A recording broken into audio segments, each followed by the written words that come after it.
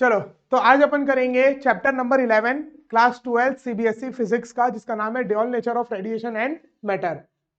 मैं पहले बता दे रहा हूं, ये लेक्चर उनके लिए नहीं है जो पहली बार इस चैप्टर को पढ़ रहे हैं। ये चैप्टर उनके लिए जो थोड़ा बहुत पढ़ चुके हैं स्कूल में या कहीं पर भी थोड़ा बहुत नॉलेज है उनको, एक बार पढ़ चुके हैं। तो ये वीडियो बनाया जा रहा है रिवीजन के हिसाब से, इन वन शॉट अपन इसको पूरे को रिवाइज करेंगे बहुत अच्छी तरीके से, कुछ भी नहीं छूटेगा। और आगे बढ़ने से पहले बता दूं, ये जो पीडीएफ है पूरा नोट्स, बहुत ही प्यारे नोट्स बने हुए एकदम इजी लैंग्वेज में। तो ये जो नोट्स है ये आपको डिस्क्रिप्शन में मिल जाएगा, आप डाउनलोड करके प्रिंट करके रख सकते हैं, ताकि आप मेरे साथ साथ यहाँ पे पढ़ते जाएं, तो उसको आप हाईलाइट अंडरलाइन करते जाएं, ताकि वो नोट्स आपके खुद के बन जाए। चलो, तो जल्दी से स्टार्ट करते हैं, चैप्टर पूरा कंप्लीट करेंगे अभी अपन। तो सबसे पहले है कि रेडिएशन रेडिएशन अपन ने पढ़ा, इलेक्ट्रोमैग्नेटिक वेव पूरा पढ़ चुके हैं, मतलब कि रेडिएशन अपन पढ़ चुके हैं, है ना। पूरी आपकी radio waves, microwaves, infrared, visible region, फिर अल्ट्रावायलेट रेज, एक्स रेज और गामा रेज, ये पूरे के पूरे को अपन क्या बोलते हैं, रेडिएशन। अब उसी रेडिएशन का अपन को पढ़ना है ड्यूअल नेचर। क्या पढ़ना है? ड्यूअल नेचर, कि उसकी दो दो नेचर है, दोनों, वो पार्टिकल भी है और वेव भी। तो इस चीज की पूरी कहानी अपन को स्टार्ट करनी है। चलो, तो कहानी सबसे पहले शुरू होती है जे जे थॉमसन से, जिसने एक एक्सपेरिमेंट किया कैथोड रेज ट्यूब में, है ना। कैथोड रेज एक्सपेरिमेंट अपन बोलते हैं, आप लोगों को मालूम होगा। तो उसने क्या किया, एक ट्यूब के अंदर कैथोड रेज निकली, है ना, पूरा बहुत ही लो प्रेशर में, एकदम ज्यादा लो प्रेशर में, है ना। कैथोड रे से उसने जब पोटेंशियल डिफरेंस दिया तो कैथोड से एक रे निकली। और ये रे जो थी वो किस टाइप की थी, इसके लिए उसने बहुत सारे एक्सपेरिमेंट किए। परपेंडिकुलर डायरेक्शन में उसने क्या लगा दिया, इलेक्ट्रिक फील्ड और मैग्नेटिक फील्ड। तो वो जिस तरीके से कर्व हुई उसके हिसाब से, जिस जिस डायरेक्शन में उसको फोर्स लगा, उससे अपन को पता चला कि जो कैथोड रेज है ये नेगेटिवली चार्ज है। क्या पता चला? कि कैथोड रेज जो है वो नेगेटिवली चार्ज है। तो फिर उसको नाम दिया उसने इलेक्ट्रॉन्स। तो इलेक्ट्रॉन की डिस्कवरी हुई, है ना। अल्टीमेटली कहानी पूरी यहीं से चालू हुई, इलेक्ट्रॉन की डिस्कवरी से। फिर उसके बाद इलेक्ट्रॉन्स निकले, फोटो इलेक्ट्रिक इफेक्ट, जिससे भी प्रूव हुआ कि वो पार्टिकल नेचर है। तो पूरी की पूरी कहानी जो फोटो इलेक्ट्रिक इफेक्ट की कहानी है वो इलेक्ट्रॉन से चालू हुई, कि भैया पहले इलेक्ट्रॉन की डिस्कवरी हुई। तो जे थॉमसन ने ये एक्सपेरिमेंट किया और इलेक्ट्रॉन की डिस्कवरी करी। एनसीईआरटी में इस साल ये हट गया है कि उसने किस तरीके से कैलकुलेट किया, लेकिन मैं एकदम शॉर्ट में बता देता हूं, है ना। अब उसने क्या किया कि इस तरीके से इलेक्ट्रिक फील्ड और मैग्नेटिक फील्ड को एडजस्ट किया कि नेट फोर्स एक इलेक्ट्रॉन के ऊपर कितना हो जाए, जीरो। नेट बेंडिंग हो ही ना, स्ट्रेट स्ट्रेट वो चल जाए। तो इलेक्ट्रिक फील्ड का फोर्स कितना हो जाएगा, E into E. E charge into electric field, charge into electric field, ये इलेक्ट्रिक फोर्स होता है। क्योंकि इलेक्ट्रिक फील्ड अपन ने क्या डिफाइन किया, electric force per unit charge. तो इलेक्ट्रिक फील्ड इंटू जो चार्ज है ये क्या हो जाएगा आपका, फोर्स ऑफ इलेक्ट्रिक। और मैग्नेटिक फील्ड का अपन ने क्यू वी भी याद आ रहा है, Q into V into B. तो इस तरीके से ई ने को बहरमी से मार दिया, तो v की वैल्यू आ गई E बाई बी। तो इस तरीके से उसने जिस इलेक्ट्रिक फील्ड जितने मैग्नेटिक फील्ड में वो बैलेंस आउट हो गया, उससे उसने वेलोसिटी निकाल ली। तो इसका जो मेन एम था, है ना, जे थॉमसन के इस एक्सपेरिमेंट का जो मेन एम था वो क्या था, पहला एक तो स्पीड निकालना और दूसरा स्पेसिफिक चार्ज निकालना, जिसको बोलते हैं अपन चार्ज बाय मास रेशियो। तो ये दो चीजें उसने निकाली, और ये दोनों चीजें उसने ये इस तरीके के एक्सपेरिमेंट से निकाली। अगर आप एनसीईआरटी में देखोगे तो इंट्रोडक्शन वाले पार्ट के अंदर ये सारी चीज दी हुई है। कैसे किया वो रिलेशन नहीं दिया है, लेकिन हाँ क्या क्या किया, वी निकाला उसने और ई बाई एम निकाला, ये आपको दिया हुआ है। प्योर एनसीईआरटी के हिसाब से चल रहे हैं, कुछ भी एक्स्ट्रा नहीं पढ़ेंगे, और जो भी एक्स्ट्रा रहेगा मैं आपको बता दूंगा। चलो, अब यहां पर अब उसने दूसरी चीज, अब अभी वेलोसिटी तो आ गई अपनी, अब एक और चीज क्या निकालनी है, ई बाई एम। तो उसके लिए उसने क्या क्या फॉर्मूला यूज किया, रेडियस ऑफ कर्वेचर का। उसने कर्वेचर देखा, क्या चीज का देखा, कर्वेचर। इलेक्ट्रिक फील्ड हटा दी, सिर्फ मैग्नेटिक फील्ड में अगर कोई चार्ज पार्टिकल जाता है तो गोल घूमता है, याद आ रहा है, सर्कुलर मोशन करता है। उसका रेडियस का फॉर्मूला भी आपको याद होगा, उसका रेडियस का फॉर्मूला क्या था, M V by Q B. याद आ रहा है क्या, यही था। अरे कौन से चैप्टर नंबर 4 में पढ़े थे ना, moving charge and magnetism, chapter number 4 में आपने पढ़ा कि अगर कोई भी एक चार्ज पार्टिकल को आप एक वेलोसिटी से मैग्नेटिक फील्ड में भेज दोगे तो सर्कुलर मोशन करेगा।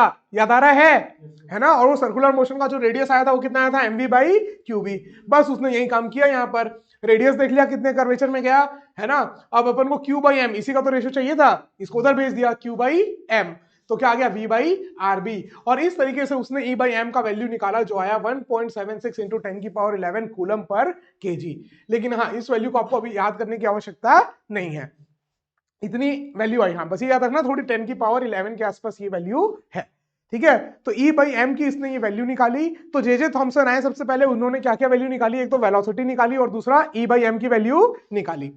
फिर उसके बाद एक दूसरा बहुत ही फेमस एक्सपेरिमेंट है, मिलिकन्स ऑयल ड्रॉप एक्सपेरिमेंट, सुना है, Millikan's, Millikan Millikan's oil drop experiment.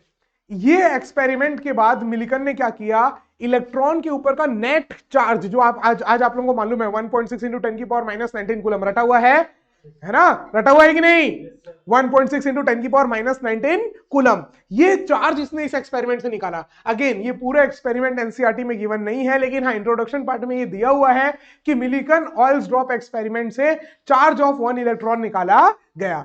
ठीक है, तो किया क्या, मैं आपको बस फटाक से बता देता हूं। एक्चुअल में उसने क्या किया, इस तरीके का एक अरेंजमेंट लिया, ठीक है, और ऑयल की कुछ ड्रॉप्स डाली जो आयनाइज्ड हो गई, चार्ज आ गया उसमें, बहुत छोटी ड्रॉप, मतलब माइक्रोस्कोप से देखना पड़े इतनी इतनी छोटी छोटी ड्रॉप्स, क्योंकि बहुत छोटा एक इलेक्ट्रॉन का चार्ज निकालना है ना। वैसे उसने एक इलेक्ट्रॉन का नहीं निकाला, उसने बहुत ही छोटे छोटे वैल्यूज लिए हमेशा, और हजारों बार एक्सपेरिमेंट किया, और हजारों बार जब किया तो देखा कि भाई इन सब में ये सब एक पर्टिकुलर चीज के मल्टीपल में आ रहे हैं। तो वहां से उसको पता चला कि भैया अच्छा एक इलेक्ट्रॉन का चार्ज इतना होगा।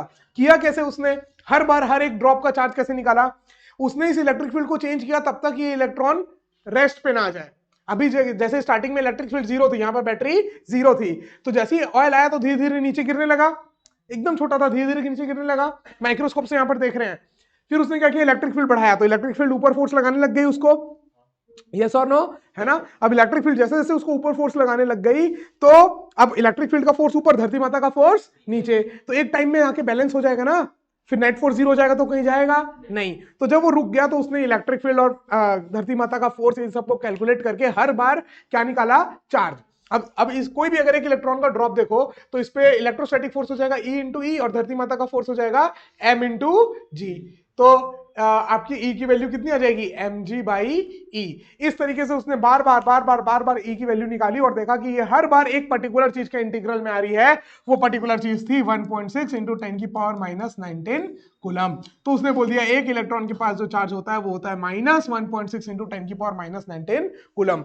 तो एकदम प्रिसीशन के साथ, प्रिसीशन मतलब एग्जैक्टली बहुत अच्छे से जो वैल्यू निकाली गई वो कौन निकाला था, मिलिकन्स ने निकाला था। और उस एक्सपेरिमेंट को अपन बोलते हैं मिलिकन्स ऑयल ड्रॉप एक्सपेरिमेंट, इस नाम से अपन इसको जानते हैं। और इसका मेन इसका यही था। आगे बढ़ते हैं, ये पूरा इंट्रोडक्शन खत्म हुआ है अभी। अगर आप साथ साथ एनसीईआरटी भी रख के देख रहे हैं, है ना, बाजू में, तो अभी पूरा इंट्रोडक्शन वाला जो पार्ट है वो अपना कंप्लीट हुआ है। ठीक है, इसने क्या क्या प्रोसीजर किया, बैलेंस किया, देखो ये सब बता दिया मैंने आपको, है ना। और इन्होंने चार्ज ऑफ 1 इलेक्ट्रॉन निकाला 1.6 इंटू 10 की पावर माइनस 19 कूलम। चलो आगे बढ़ते हैं अपन। तो क्वांटाइजेशन ऑफ चार्ज भी इसी ने दिया है ना, कि चार्ज इज अ क्वांटाइज, या तो एक इलेक्ट्रॉन के मल्टीपल में होगा, 2 4 5, कभी भी डेसिमल में, फ्रैक्शन में नहीं होगा। तो चार्ज इज क्वांटाइज्ड भी इन्होंने दिया।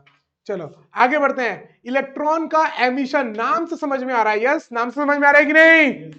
इलेक्ट्रॉन जो अभी खोज करी जे थॉमसन ने, और एमिशन, एमिशन मतलब निकलना, तो इलेक्ट्रॉन का निकलना किसी भी मेटल प्लेट से, किसी भी मेटल प्लेट से इलेक्ट्रॉन का निकलना, उसको बोलते हैं इलेक्ट्रॉन एमिशन। क्या बोलते हैं। अब ये इलेक्ट्रॉन एमिशन करने के लिए कुछ एनर्जी चाहिए होती है, क्यों, इधर देखो, इधर इधर ध्यान से सुनो।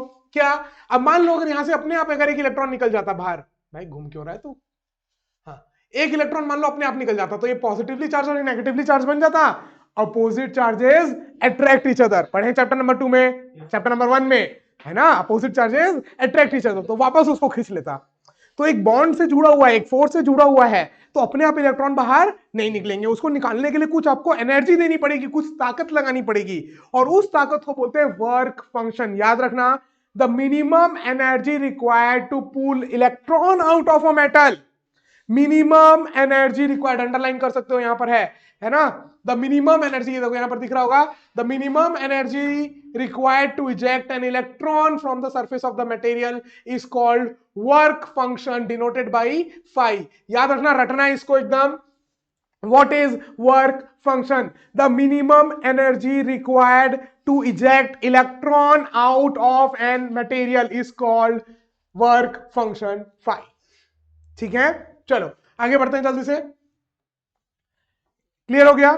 अब ये जो वर्क फंक्शन है बहुत छोटा होता है, एक इलेक्ट्रॉन को निकालने में बहुत कम एनर्जी लगती है, बहुत कम, बहुत बहुत छोटी क्वांटिटी, तो इसको अपन जूल्स में दिखाते नहीं है। जूल तो बहुत बड़ी क्वांटिटी हो गई ना, अरे एनर्जी की यूनिट है ना जूल, तो जूल बहुत बड़ी क्वांटिटी हो गई। तो यहां पर अपन एक नई क्वांटिटी यूज करते हैं, वो है ईवी। कौन सी है, इलेक्ट्रॉनिक व्हीकल नहीं, ई चार्ज और वी वोल्ट, है ना, ईवी क्या है, EV, E charge of 1 electron into volt. आप खुद बताओ पोटेंशियल अपन ने कैसे डिफाइन किया था चैप्टर नंबर 2 में। अपन ने पोटेंशियल डिफाइन किया था वर्क डन बाई चार्ज किया था, वर्क डन एनर्जी है। तो अगर मैं पोटेंशियल को चार्ज से मल्टीप्लाई कर दूंगा तो किसकी यूनिट बनेगी, एनर्जी की यूनिट बनेगी। यस और नो, यस और नो। तो वैसे ही ई, अगर एक इलेक्ट्रॉन को 1 वोल्ट से एक्सेलरेट करोगे तो उसके अंदर कुछ एनर्जी आएगी, उतनी एनर्जी को अपन बोलते हैं 1 ईवी। उतनी एनर्जी को क्या बोलते हैं, क्या बोलते हैं। इज दैट क्लियर, है ना। और ईवी में क्यों निकालते हैं, क्योंकि ईवी छोटी क्वांटिटी है और जो एनर्जी है वो भी बहुत छोटी होती है जो निकलती है। इसलिए अपन वर्क फंक्शन जब भी निकालते हैं तो कौन सी क्वांटिटी में निकालते हैं, ईवी। कौन सी क्वांटिटी में निकालते हैं, ईवी। याद रहेगा। अब 1 ईवी कितना होता है, याद रखना बहुत ईजी है। 1 इलेक्ट्रॉन के पास चार्ज कितना होता है, 1.6 इंटू 10 की पावर माइनस 19, तो उतना ही joule. 1 eV is equal to 1.6 into 10 की power minus 19 joule. Is that clear. बस आगे बढ़े। देखो ईवी क्या है, यूनिट ऑफ एनर्जी। एक यूनिट ऑफ एनर्जी है commonly used in atomic and particle physics. जब बहुत छोटी क्वांटिटीज में बात करते हैं तब अपन यूज करते हैं ईवी का, इलेक्ट्रॉनिक व्हीकल का। ठीक है, चलो तो जान गए वर्क। अभी तक क्या पढ़े चैप्टर में, कुछ नहीं पढ़े हैं। पहले तो इंट्रोडक्शन देखे भैया की इलेक्ट्रॉन का डिस्कवरी और उसके चार्ज का डिस्कवरी 2 लोग मिलकर किए हैं, महारत लोग, है ना, जे थॉमसन और मिलिकन्स। बस फिर उसके बाद देखा कि भैया कोई भी मटेरियल है, मोस्टली होता है ये मेटल, मोस्टली कौन सा लेते हैं अपन, मेटल। तो मेटल से जब भी कोई इलेक्ट्रॉन को निकालना है तो एक एनर्जी देनी पड़ती है, कम से कम जो एनर्जी देनी पड़ती है उसको बोलते हैं वर्क फंक्शन। एनसीईआरटी के बाहर का कुछ नहीं है, प्योर सीबीएसई बोर्ड, क्लास 12 का सीबीएसई बोर्ड जो आपका अभी 2025 होने वाला है उसको टारगेट में रख करके नए सिलेबस के हिसाब से चल रही है यहाँ चीजें, कुछ भी एक्स्ट्रा नहीं है। और एकदम इजी से इजी लैंग्वेज में ये नोट्स हैं और ये आपको पीडीएफ डिस्क्रिप्शन पर मिल जाएंगे। ठीक है, चलो। हाँ, अब ये जो एनर्जी देनी है ये अलग अलग टाइप से एनर्जी दे सकते हैं। अरे हीट भी तो एनर्जी है, यस और नो। इलेक्ट्रिक फील्ड में भी तो एनर्जी है। अरे इलेक्ट्रिक फील्ड की एनर्जी पर यूनिट वॉल्यूम बताओ कितनी होती है, energy stored in electric field per unit volume. सब गुड़ गोबर हो गया। Half epsilon naught E square energy density of electric field, और energy density of magnetic field half 1 by mu naught B square. Same तो होती है, half epsilon naught E square और हाफ एप्सिलॉन नॉट की जगह 1 by mu naught B square. डुबा दो, सारा नाम डुबा दो, है ना। चलो, तो इलेक्ट्रिक फील्ड में भी एनर्जी होती है ना। Energy, light is also energy. तो अब अगर आप हीट यूज कर रहे हो, क्या यूज कर रहे हो, हीट, तो उसको बोलेंगे थर्मियोनिक एमिशन। क्या बोलेंगे, थर्मियोनिक एमिशन। ठीक है, थर्मियोनिक, थर्मल, आपको ये वर्ड आया होगा, है ना। थर्मल वर्ड किसके लिए यूज होता है, हीट के लिए। तो थर्मियोनिक एमिशन मतलब जो मिनिमम एनर्जी रिक्वायर्ड है वर्क फंक्शन वाली, वो कहां से आ रही है, हीट से। तो जब भी जैसे अगर कोई हीटर है बहुत ज्यादा, उसको हीट करते हो तो उसमें से इलेक्ट्रॉन इजेक्ट हो जाते हैं, वो पॉजिटिवली चार्ज बन जाता है। ठीक है, तो electrons are emitted when material is heated to high temperature, है ना। जैसे फिलामेंट इन वैक्यूम ट्यूब्स, तो जो वैक्यूम ट्यूब्स में फिलामेंट्स होती हैं उनको जब आप बहुत ज्यादा हीट करते हो तो पॉजिटिवली चार्ज हो जाते हैं, उनमें से इलेक्ट्रॉन निकल जाते हैं। Next is photo electric emission. Photo मतलब फोटोन, लाइट, फोटो मतलब लाइट। तो जब लाइट एनर्जी यूज कर रहे हो एमिशन के लिए तो उसको बोलेंगे फोटो इलेक्ट्रिक एमिशन। ठीक है, नेक्स्ट फील्ड एमिशन। फील्ड मतलब electric field emission. Electric field में भी एनर्जी होती है, मैंने अभी बताया आपको कितनी होती है, half epsilon naught E square, इतनी एनर्जी होती है पर यूनिट वॉल्यूम इलेक्ट्रिक फील्ड में। तो ये एनर्जी आप इलेक्ट्रिक फील्ड को यूज कर रहे हो। देखो इधर सुनो, इधर सुनो, आपको मालूम है इलेक्ट्रिक फील्ड फोर्स लगाता है चार्ज में। अब जितनी ज्यादा इलेक्ट्रिक फील्ड होगी उतना ज्यादा फोर्स लगेगा। तो एक अगर बहुत हाई इलेक्ट्रिक फील्ड आपने अगर मेटल के पास दे दी है तो मेटल के इलेक्ट्रॉन्स निकलने लग जाएंगे, वो पॉजिटिवली चार्ज हो जाएगा। Is that clear. ठीक है, तो electrons are emitted under the influence of strong electric field. जब स्ट्रॉन्ग इलेक्ट्रिक फील्ड से एमिट करते हैं तो उसको बोलते हैं फील्ड एमिशन, है ना। एकदम सिंपल से सिंपल लैंग्वेज में यहां चीजें लिखी हुई हैं। हाँ, लेकिन एक बात और, ये वैल्यू आपको याद नहीं करनी, लेकिन आप याद रख सकते हो कि फिर भी मेटल ऐसा थोड़ी कि थोड़ा सा इलेक्ट्रिक फील्ड दिए मेटल से एनर्जी इलेक्ट्रॉन निकलना चालू हो गए। कितनी चाहिए होती है, 10 की पावर 7, 10 की पावर 7 वोल्ट पर मीटर। इतनी इलेक्ट्रिक फील्ड के बाद मेटल से जो होता है वो इलेक्ट्रॉन निकलना चालू होते हैं। ऐसे नहीं कि भैया थोड़ा सा इलेक्ट्रिक फील्ड दिए इलेक्ट्रॉन मस्त बाहर ही पॉजिटिवली चार्ज हो गया, इतना इजी नहीं है। ठीक है, नेक्स्ट है सेकेंडरी एमिशन। सेकेंडरी एमिशन ये इस साल एनसीईआरटी से रिलेट हो चुका है ना। बट जब 3 पढ़े ही हो तो चौथा क्यों छोड़ोगे, है ना। तो बट मैं बताते जा रहा हूं यहां एनसीईआरटी 2025 के हिसाब से, अभी जो लेटेस्ट एनसीईआरटी है, ये पतली दुबली बुक आपकी है ना, इसके हिसाब से सारी चीजें चल रही हैं एकदम। चलो, तो electrons are rejected from the material when it is stuck by a high energy particle. तो मेटल में क्या करते हैं अपन, बम्बार्ड कराते हैं एकदम तेजी से हाई एनर्जी वाले पार्टिकल्स को, और वो आके यहां टकराते हैं और इलेक्ट्रॉन को निकाल लेते हैं, है ना। तो इसको बोलते हैं सेकेंडरी एमिशन। सेकेंडरी मतलब पहला कोई आया इलेक्ट्रॉन, मान लो इलेक्ट्रॉन या पार्टिकल कुछ भी, और वो हाई एनर्जी से आके टकराया और दूसरा इलेक्ट्रॉन निकल गया, तो उसको बोलते हैं सेकेंडरी एमिशन। तो यहां पर आपको क्या रटना है, यहां आपको रटना है all the 4 types of electron emission, all the 4 types of electron emission. ठीक है क्या?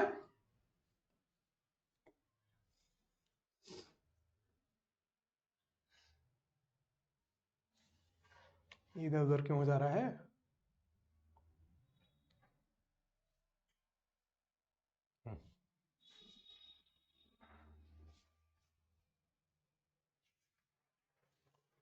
हाँ ठीक है, all the 4 type of electron emission. इससे पहले खाली क्या याद रखना था, वर्क फंक्शन की डेफिनेशन, इज दैट क्लियर?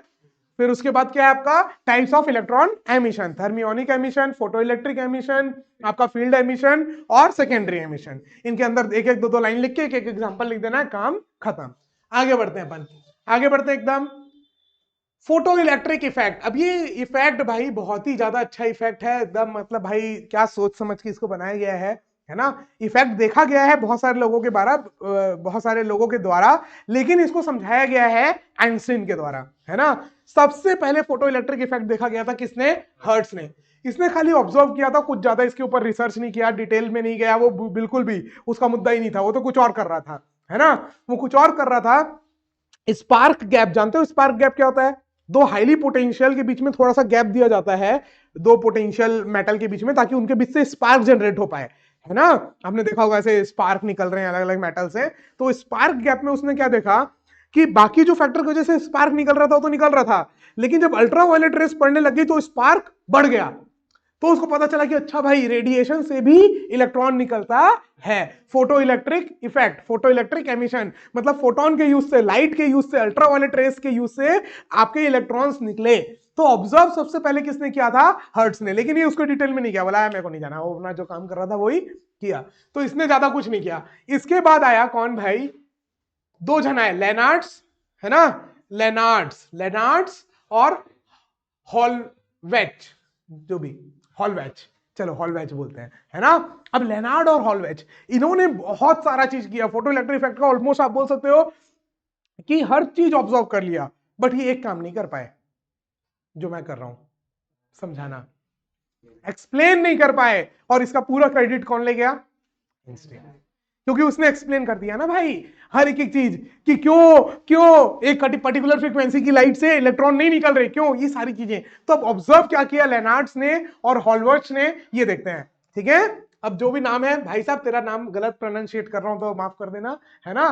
लेनार्ड्स और हॉलवर्ट्स ने क्या क्या किया, देखो हॉलवर्ट्स ने क्या किया, एक जिंक की प्लेट ली, और जिंक की प्लेट को जब उसने अल्ट्रावायलेट रेज डाली, जिंक की प्लेट में अल्ट्रावायलेट रेज डाली, तो हुआ क्या, वो पॉजिटिवली चार्ज हो गया। पॉजिटिव चार्ज होने का मतलब इलेक्ट्रॉन निकल गए। अरे किसी भी चीज के पॉजिटिवली चार्ज होने का मतलब क्या है, कि इलेक्ट्रॉन निकल गए। बात समझ में आया? तो इसने ये देखा, फिर इसने और इसको और एक्सपेरिमेंट को और अच्छे से करने के लिए क्या किया, नेगेटिवली चार्ज लिया। क्या लिया, नेगेटिवली चार्ज प्लेट, मतलब जिसमें इलेक्ट्रॉन एक्स्ट्रा है। तो देखा कि पहले नेगेटिवली चार्ज प्लेट न्यूट्रल हो गया, फिर पॉजिटिव हो गया। मतलब उसने यहां से ये पता लगाया कि जब भी कोई इलेक्ट्रोमैग्नेटिक वेव, मतलब रेडिएशन किसी भी मेटल सरफेस में गिरेगी, तो इलेक्ट्रॉन्स इजेक्ट होंगे, और इलेक्ट्रॉन्स ही इजेक्ट होंगे, प्रोटॉन इजेक्ट नहीं होंगे। प्रोटॉन तो बंधे हुए हैं, सिर्फ कौन इजेक्ट होगा, इलेक्ट्रॉन इजेक्ट होंगे, और कोई भी चीज जो है वो पॉजिटिवली चार्ज बन जाएगी। ये ऑब्जर्व इसने किया। फिर उसके बाद आए लेनार्ड्स, मतलब ये दोनों एक ही साथ थे, लेनार्ड्स और हॉलविच ने एक साथ ही सारे के सारे एक्सपेरिमेंट किए, एक ही साथ सारी चीजें थी। लेनार्ड ने क्या किया, डिटेल्ड, इसने और भी ज्यादा डिटेल एक्सपेरिमेंट्स किए, बहुत सारे अलग अलग टाइप के एक्सपेरिमेंट्स किए, और बहुत सारा डिटेल में बातें बताई।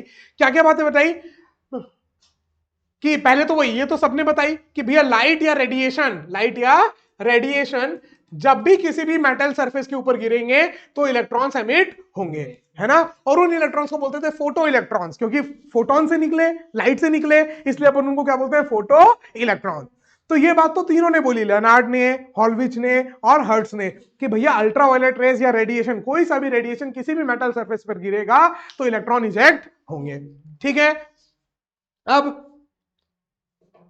The number of emitted electrons depends on the intensity of light. The number of emitted electrons, कितने ज्यादा इलेक्ट्रॉन निकले वो इस बात के ऊपर डिपेंड करेगा कि कितनी इंटेंसिटी की रेडिएशन आपने दी। मान लो आपने 100 वॉट की रेडिएशन दी तो 4 इलेक्ट्रॉन निकले, तो जब आप 200 वॉट की रेडिएशन दोगे तो 8 इलेक्ट्रॉन निकलेंगे, डायरेक्टली प्रोपोर्शनल है। ये बात देखी किसने? लेनार्ड ने। फिर दोनों ने मिलकर क्या क्या देखा?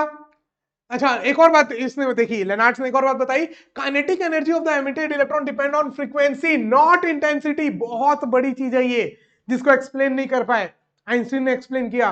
क्या बोला? इधर सुनो सबको ध्यान से। क्या बोला लेनार्ड ने? कि जो इलेक्ट्रॉन निकले, अब निकले तो कुछ वेलोसिटी से निकले होंगे ना, तो जो मैक्सिमम काइनेटिक एनर्जी है हर इलेक्ट्रॉन की, या जब भी आप एक्सपेरिमेंट कर रहे हो उस समय जो मैक्सिमम काइनेटिक एनर्जी है इलेक्ट्रॉन की, वो इंटेंसिटी के ऊपर डिपेंड, चाहे आप 200 वोट का बल्ब लगाओ, चाहे आप 5000 वोट का बल्ब लगाओ, जो मैक्सिमम काइनेटिक एनर्जी जो निकल रही है वो किसके ऊपर डिपेंड कर रहा है? फ्रीक्वेंसी, कि किस फ्रीक्वेंसी का रेडिएशन आपने दिया था। बहुत इंपॉर्टेंट बात, आइंस्टीन इसको एक्सप्लेन करेंगे, अभी आ रहे हैं आइंस्टीन, रास्ते पे है ना। ठीक है, तो क्या हुआ, लेनार्ड ने क्या क्या बोल दिया? सबसे पहले भाई कि अल्ट्रावायलेट रेज गिरेगी तो इलेक्ट्रॉन निकलेंगे। आप तो बोर हो गए सुन के, क्योंकि भाई सबने ये बोल दिया है ना। फिर इसने और डिटेल में बोला, इसने बोला कि जितने इलेक्ट्रॉन्स निकल रहे हैं, नंबर ऑफ इलेक्ट्रॉन्स जो निकल रहे हैं वो इंटेंसिटी के ऊपर डिपेंड करेगा, लेकिन जो उनकी मैक्सिमम काइनेटिक एनर्जी है वो इंटेंसिटी के ऊपर डिपेंड नहीं करेगी। वो किसके ऊपर डिपेंड करेगी? फ्रीक्वेंसी। बात समझ में आई? मतलब जो एक तरीके से आप ऐसे समझ सकते हो कि जो इलेक्ट्रॉन्स एनर्जी एब्जॉर्ब कर रहे हैं वो इंटेंसिटी के ऊपर डिपेंड नहीं कर रहा, वो फ्रीक्वेंसी के ऊपर डिपेंड कर रहा है। किसके ऊपर डिपेंड कर रहा है? फ्रीक्वेंसी। क्यों? चुप हो गए दोनों, है ना। आगे बढ़ते हैं, आ रहे हैं आइंस्टीन, पहुंच रहे हैं बस रास्ते में, है ना। ठीक है, हाँ लेनार्ड और हॉलवॉच। अरे वो दोनों चुप हो गए, उनसे पूछा गया क्यों? तुम लोग से तो कुछ भी पूछूंगा हो ही जाओगे तुम लोग चुप, पढ़ाई लिखाई थोड़ी करते हो घर में। हाँ चलो, थ्रेशोल्ड फ्रीक्वेंसी। अब दोनों ने मिलकर क्या बताया, लेनार्ड और हॉलविच ने मिल करके क्या बताया कि जैसे मान लो दो टाइप की लाइट, एक अपन ने फ्रीक्वेंसी दी, इधर सुनो पूरा ध्यान से, एकदम पूरा कंसंट्रेशन के साथ। एक मेटल सरफेस है, मान लो ये एक मेटल सरफेस है, इसमें हमने एक पर्टिकुलर कम फ्रीक्वेंसी की लाइट डाली तो इलेक्ट्रॉन्स नहीं निकले, चाहे वो लाइट कितनी डाली हो। फ्रीक्वेंसी कम है ना? क्या कम है? क्या कम है? फ्रीक्वेंसी कम है। भले ही इंटेंसिटी बढ़ा दिए, इंटेंसिटी मतलब अमाउंट बढ़ा दिए, 100 वॉट, 200 वॉट, 1000 वॉट, 2000 वॉट, निकले ही नहीं, इलेक्ट्रॉन्स निकले ही नहीं। फ्रीक्वेंसी कम थी, जो रेडिएशन आई उसकी फ्रीक्वेंसी कम थी, और एनर्जी बढ़ाते गए, तब भी इलेक्ट्रॉन्स। और जब थोड़ी फ्रीक्वेंसी ज्यादा वाली एनर्जी लिए तो कम एनर्जी में भी इलेक्ट्रॉन्स, और जब इलेक्ट्रॉन्स निकलने लग गए तब कितने इलेक्ट्रॉन्स निकले वो डिपेंड किया कि कितनी आपने एनर्जी दी थी, इंटेंसिटी दी थी। बात समझ में आया?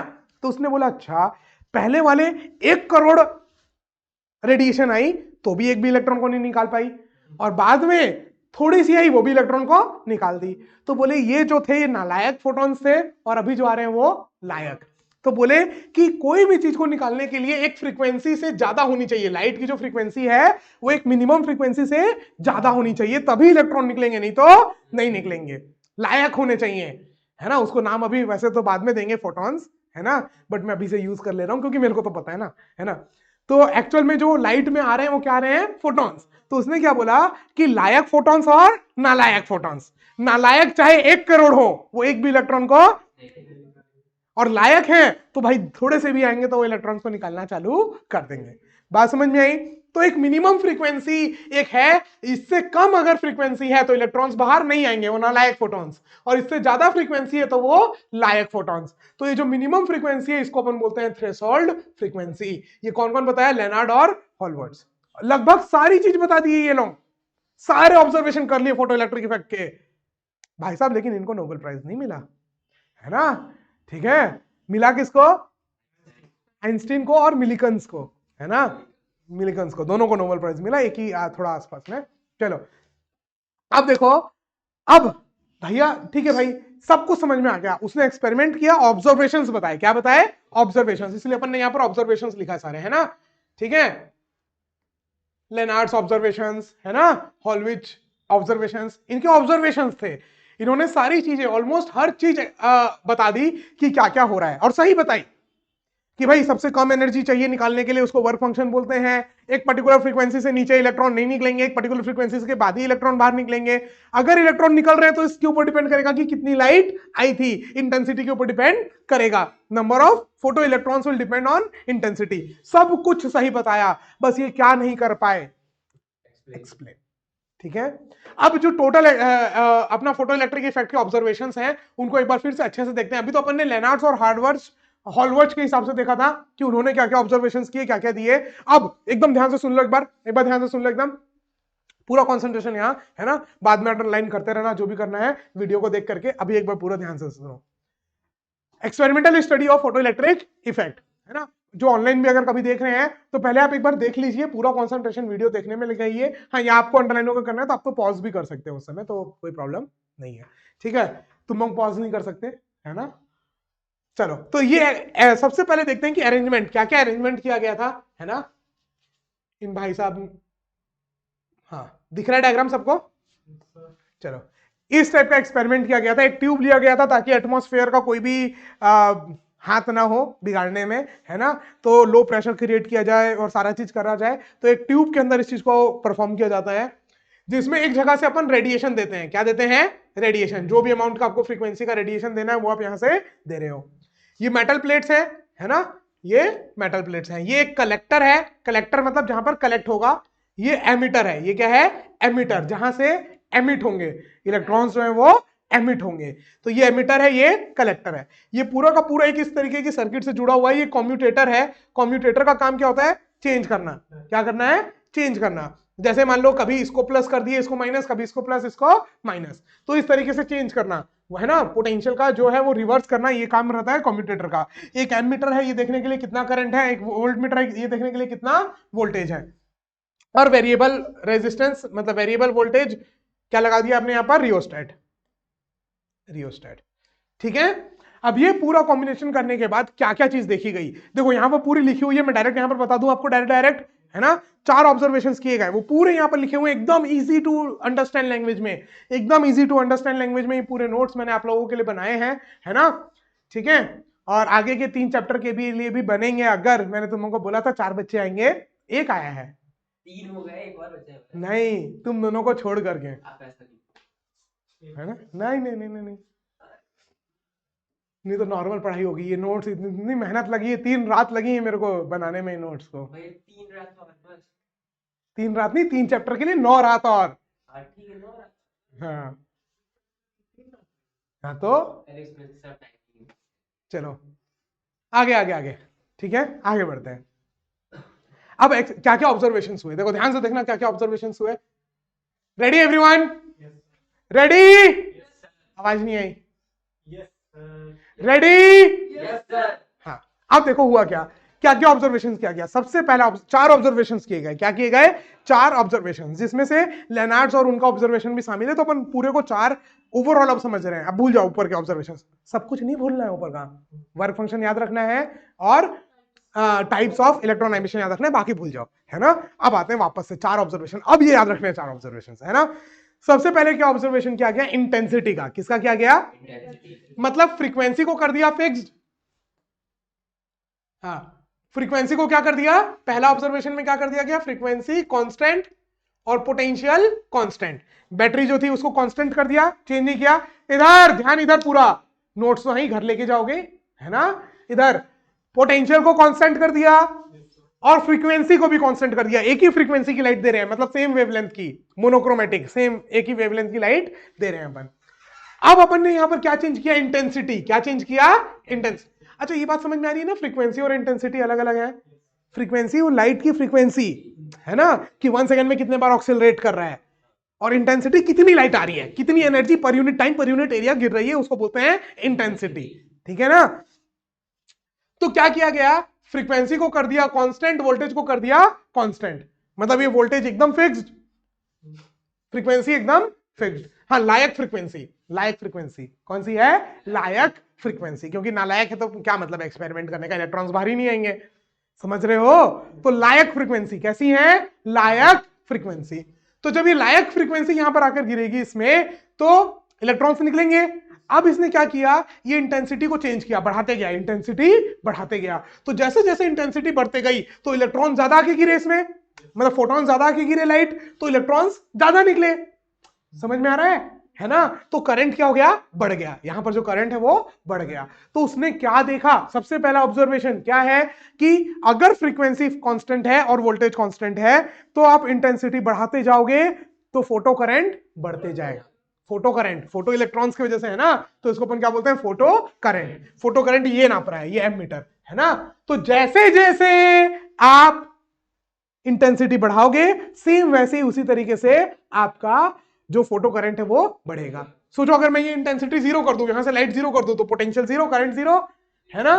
तो ऐसा ग्राफ बना, कैसा ग्राफ बना? ऐसा स्ट्रेट लाइन। किसका किसका? इंटेंसिटी का और करंट का। सॉरी, ये करंट है, फोटो इलेक्ट्रिक करंट है, और ये इंटेंसिटी है ना। जैसे जैसे इंटेंसिटी बढ़ाते गए वैसे वैसे फोटो करंट बढ़ता गया। Is that clear? तो पहला ऑब्जर्वेशन ऑब्वियस है, समझ में आ रहा था, कॉमन सेंस, ये तो समझ में आ ही रहा था कि हाँ भाई इंटेंसिटी बढ़ते जाएगी तो वैसे वैसे नंबर ऑफ इलेक्ट्रॉन्स जो इजेक्ट हो रहे हैं वो बढ़ते जाएंगे। दूसरा ऑब्जर्वेशन, मिटा देते हैं थोड़ा सा इसको। दूसरा ऑब्जर्वेशन समझ में आ गया? ये पहला रिवीजन के लिए नोट्स हैं, रिवीजन के लिए नोट्स हैं, तो टेंशन लेने की आवश्यकता नहीं है। बहुत ही अच्छे नोट्स, बार बार तारीफ कर रहा हूं मैं खुद ही की, तुम लोग तो करोगे नहीं आगे, ठीक है। हाँ, सेकंड, अरे इधर इधर देखना है, उधर नहीं देखना है भैया। हाँ, दूसरा, अब क्या किया उसने? इंटेंसिटी तो सेम रखी, इंटेंसिटी तो सेम रखी, ठीक है। फ्रीक्वेंसी एक पर्टिकुलर फ्रीक्वेंसी रखी, इंटेंसिटी भी सेम, फ्रीक्वेंसी भी सेम, और पोटेंशियल को कम ज्यादा किया। लायक जो भी काम कर रहे हो किसके लिए कर रहे हैं? लायक फ्रीक्वेंसी। नालायक फ्रीक्वेंसी में तो इलेक्ट्रॉन निकलेंगे ही नहीं। क्या photo electric effect? Photo electric effect क्या है? ये इलेक्ट्रॉन का निकलना है ना। तो भाई लायक फ्रीक्वेंसी होगी तभी ना निकलेंगे। तो अपन जितनी भी बातें कर रहे हैं सब किसके लिए कर रहे हैं? लायक फ्रीक्वेंसी के लिए कर रहे हैं, नालायक वाले की बात नहीं कर रहे हैं, ठीक है। चलो अब देखो हाँ, अपन ने क्या कर दिया? इंटेंसिटी भी फिक्स कर दी, फ्रीक्वेंसी भी फिक्स कर दी, अब चेंज क्या कर रहे हैं? वोल्टेज। क्या चेंज कर रहे हैं?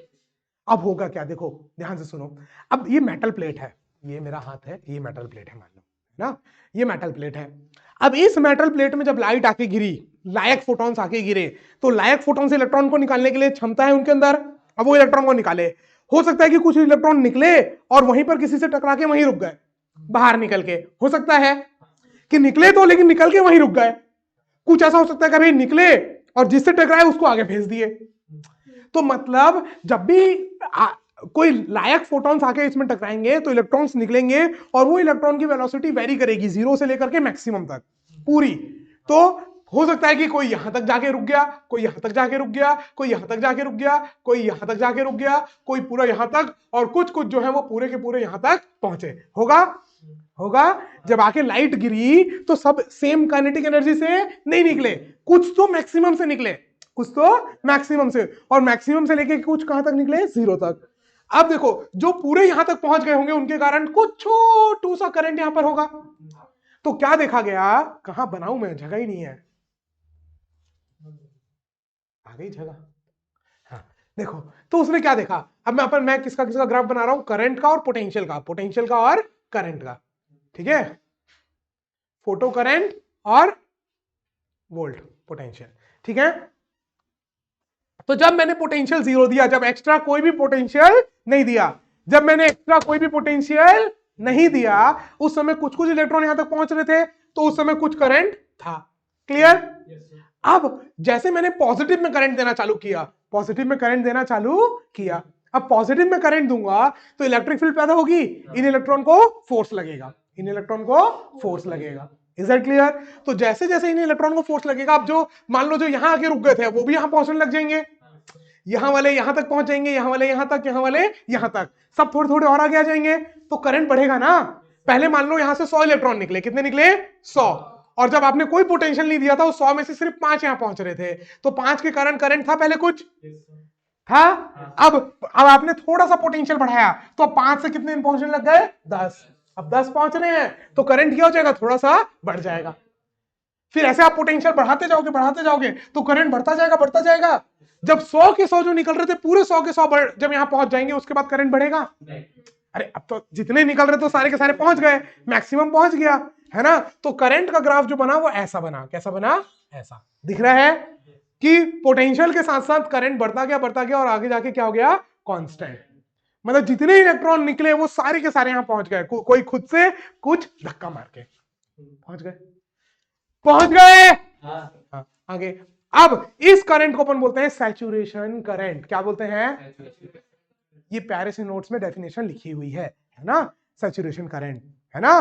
क्लियर है? ये जो मैक्सिमम करंट है, जब जाके वो करंट क्या हो जाता है? कांस्टेंट।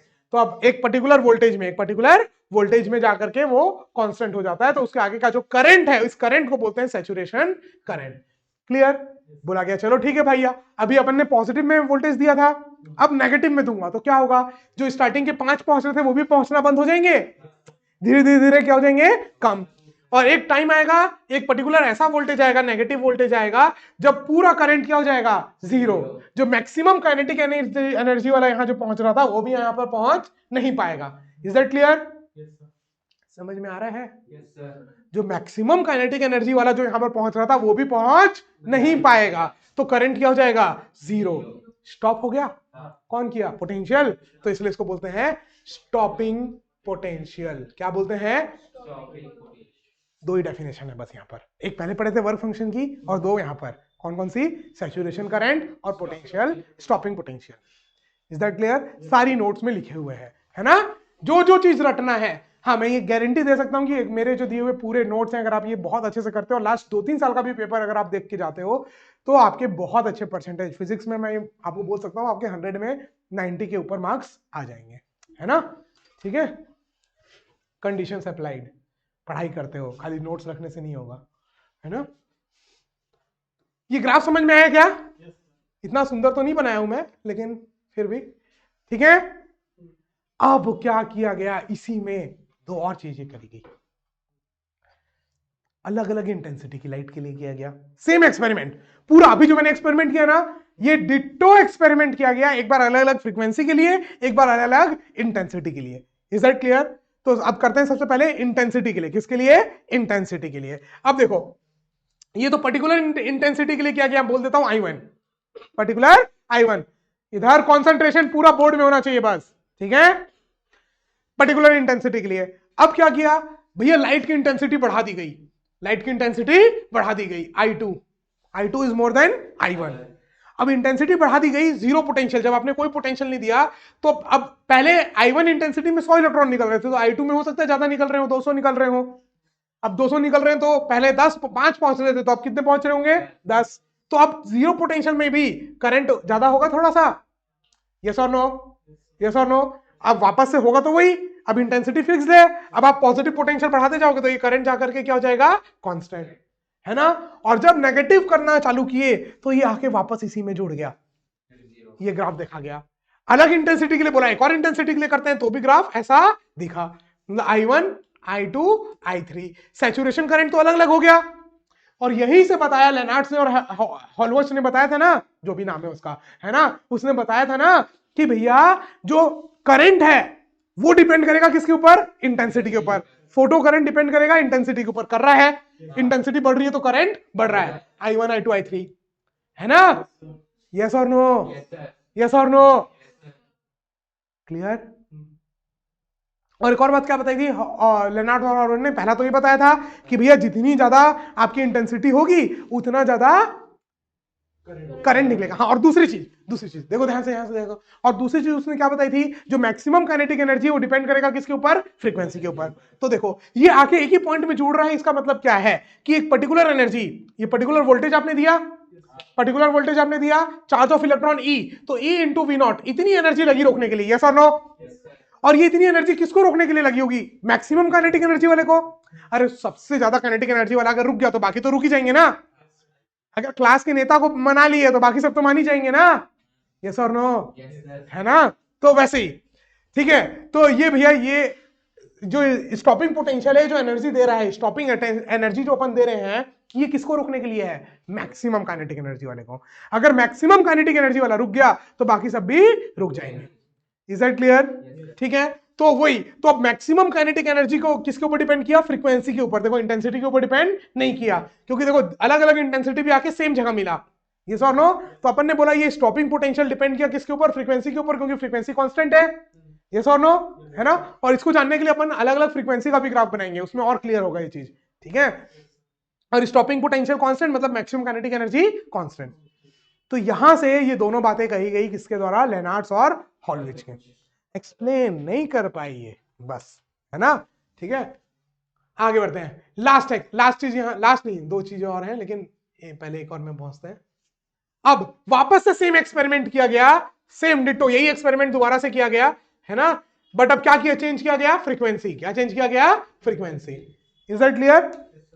इंटेंसिटी फिक्स्ड, इस बार क्या किया गया? Intensity fixed, intensity fixed, intensity fixed. Potential को वेरी किया गया, है ना, अलग अलग फ्रीक्वेंसी के लिए, फॉर डिफरेंट फ्रीक्वेंसी। ठीक है, अलग अलग फ्रीक्वेंसी के लिए पोटेंशियल को क्या किया गया? वेरी किया गया। सेम। तो ग्राफ कैसा मिलेगा भैया? एक पर्टिकुलर फ्रीक्वेंसी के लिए तो आपको मालूम है क्या ग्राफ कैसा मिलेगा? ऐसा मिलेगा। यस और नो? मालूम है ना? ऐसा ग्राफ मिलेगा। चलो, अब इंटेंसिटी सेम है, मान लो ये जिस इंटेंसिटी के लिए, बाकी सब में भी इंटेंसिटी सेम है। ठीक है, अब खाली क्या चेंज कर रहे हैं? फ्रीक्वेंसी। मान लो ये फ्रीक्वेंसी F1 के लिए है, किसके लिए है? F1। अब इससे ज्यादा फ्रीक्वेंसी के लिए देखा गया तो ग्राफ कैसा निकल के आया? ऐसा। उससे ज्यादा फ्रीक्वेंसी के लिए देखा गया तो ग्राफ कैसा निकल के आया? ऐसा। समझ में आया? तो ये F1 फ्रीक्वेंसी के लिए निकल के आया, ये F2 फ्रीक्वेंसी के लिए, ये F3, अलग अलग फ्रीक्वेंसी के लिए। अब देखो करंट तो सेम निकला, मतलब फ्रीक्वेंसी के ऊपर डिपेंड नहीं करेगा maximum saturation current. Maximum saturation current किसके ऊपर डिपेंड कर रहा था? इंटेंसिटी के ऊपर। हाँ, फ्रीक्वेंसी के ऊपर क्या डिपेंड किया? Stopping potential. स्टॉपिंग पोटेंशियल मतलब स्टॉपिंग एनर्जी, स्टॉपिंग एनर्जी मतलब मैक्सिमम काइनेटिक एनर्जी। मतलब मैक्सिमम काइनेटिक एनर्जी जो है वो किसके ऊपर डिपेंड करी? फ्रीक्वेंसी के ऊपर। जितनी ज्यादा फ्रीक्वेंसी की लाइट आपने दी उतनी ज्यादा आपको स्टॉपिंग पोटेंशियल लगाना पड़ा। इसका मतलब जितनी ज्यादा फ्रीक्वेंसी की लाइट आप दोगे यहां पर, उतनी ज्यादा काइनेटिक एनर्जी से इलेक्ट्रॉन निकलेंगे। Is that clear? जितनी ज्यादा फ्रीक्वेंसी की लाइट आप दोगे उतनी ज्यादा काइनेटिक एनर्जी से इलेक्ट्रॉन बाहर निकलेंगे। तो ये हो गया ऑब्जर्वेशन। एक लास्ट ऑब्जर्वेशन है बस, मेटल प्लेट। अलग अलग मेटल प्लेट के लिए अलग अलग ग्राफ बनाया गया, है ना, फोटो करंट का और फ्रीक्वेंसी का, फोटो करंट का और फ्रीक्वेंसी का। इधर देख लो एक बार और, ये सब यहां पर अलग अलग बने हुए हैं, पूरे डायग्राम्स मैंने आपको यहां पर बना के यहां पर दे रखे हैं। ठीक है, क्लियर?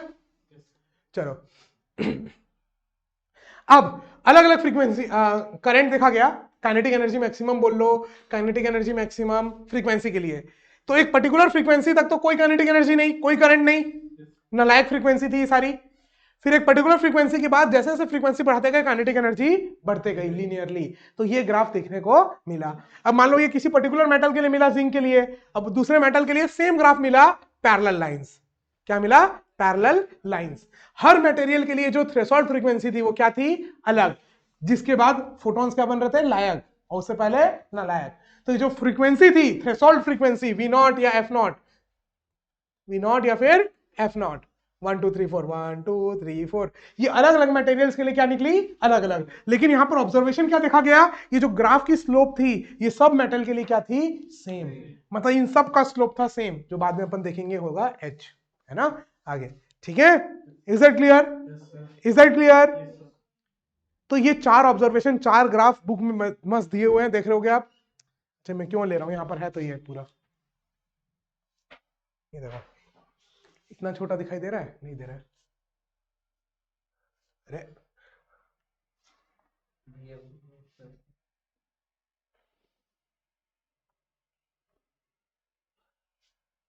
इतना बड़ा दिखाई दे रहा है? हाँ, मजे से। हाँ, ठीक है। तो एक्सपेरिमेंट, अपन एक्सपेरिमेंट के लिए एमीटर है, कलेक्टर है, ये सब मैंने आपको बता दिया पूरा का पूरा क्या क्या है। ठीक है, वर्किंग प्रिंसिपल, लाइट दी गई, वहां से इलेक्ट्रॉन निकला, एमीटर से नापा गया, वोल्टेज से नापा गया। इंटेंसिटी, सबसे पहला एक्सपेरिमेंट किसके लिए? इंटेंसिटी के लिए। तो इंटेंसिटी के लिए अपन ने क्या किया? इंटेंसिटी को चेंज किया, फ्रीक्वेंसी को सेम। देखो यहां लिखा हुआ है constant frequency and constant potential के लिए इंटेंसिटी को चेंज किया गया। जब इंटेंसिटी को चेंज किया गया तो ऐसा ग्राफ मिला, यस और नो? ठीक है, इंटेंसिटी बढ़ाते गए, इंटेंसिटी बढ़ाते गए तो करंट भी बढ़ता गया। Is that clear? फिर दूसरा एक्सपेरिमेंट, ये सब समझा दिया हूं मैं। दूसरा, पोटेंशियल का effect of potential, effect of potential का इफेक्ट। अब पोटेंशियल का इफेक्ट दो चीज के लिए देखे अपन ने, इंटेंसिटी के लिए और फ्रीक्वेंसी के लिए। यस और नो? अलग अलग इंटेंसिटी के लिए ग्राफ ऐसा बना, ठीक है, अलग अलग इंटेंसिटी के लिए सैचुरेशन करंट अलग अलग आया। देखो डेफिनेशन सैचुरेशन करंट की, स्टॉपिंग पोटेंशियल की दी हुई है यहां पर, ठीक है। तो अलग अलग करें, अलग अलग इंटेंसिटी के लिए अलग अलग सैचुरेशन करंट आया, लेकिन स्टॉपिंग पोटेंशियल सेम आया। फिर अपन ने यही एक्सपेरिमेंट किया, किसके लिए? अलग अलग फ्रीक्वेंसी के लिए। किसके लिए किया? अलग अलग फ्रीक्वेंसी के लिए। इंटेंसिटी को फिक्स करके, जब इंटेंसिटी फिक्स थी तो सैचुरेशन करंट क्या हो गया? फिक्स्ड। सबके लिए इंटेंसिटी सेम थी ना, फ्रीक्वेंसी अलग अलग थी, तो सैचुरेशन करंट क्या हो गया? फिक्स्ड। क्या चेंज हो गया? Stopping potential. क्या चेंज हो गया? Stopping potential. Is that clear? Is that clear? चलो, पूरा लिखा हुआ है, कंक्लूजन सब कुछ यहां पर दे दिया हूं मैं एक एक चीज। लास्ट में नेचर ऑफ मटेरियल, मटेरियल को चेंज किया तो पैरेलल लाइंस बनी। कैसी लाइंस बनी? पैरेलल। Is that clear? आगे बढ़े। हाँ, आगे आते हैं। देखो इधर 46 मिनट, ये तो मैंने पूरा पूरा वैसे करा दिया कि कोई एकदम नया बच्चा हो तो भी उसको समझ में आ जाए, जो नहीं पढ़ा है।